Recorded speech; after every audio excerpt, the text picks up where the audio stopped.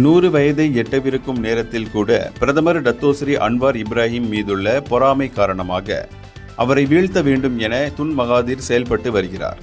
Anwar பிரதமரானதை ஏற்றுக்கொள்ள முடியாமல் அவரை எப்படியாவது பிரதமர் பதவியில் இருந்து இறக்க வேண்டும் என மகாதீர் கங்கணம் கட்டியுள்ளதாக கப்போங் நாடாளுமன்ற உறுப்பினர் லிம் லிப் எங் கூறினார்.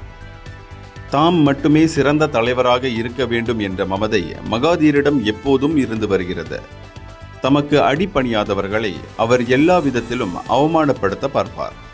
ஆனால் அதிகார அத்துமீறல், பழிவாங்கும் அரசியல் படலம் ஆகியவற்றை மக்கள் வெறுத்து ஒதுக்கிவிட்டனர் என்பதை மகாதீர் உணரவில்லை.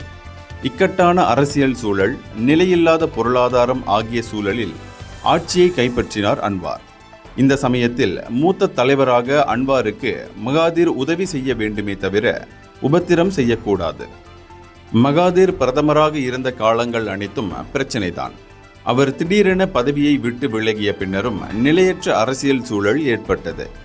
கருத்து தெரிவிக்க மகாதீருக்கும் சுதந்திரம் உண்டு. ஆனால் அவரை நாட்டின் மூத்த தலைவராக அனைவரும் மதிக்க வேண்டும் என்றால் அவரும் மூத்தவர் போன்று நடந்து கொள்ள வேண்டும்.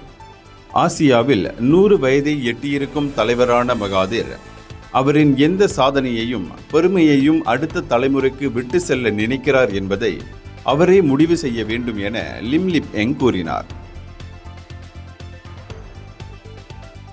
இந்தியர்களின் இதய குரல் மக்களோசை.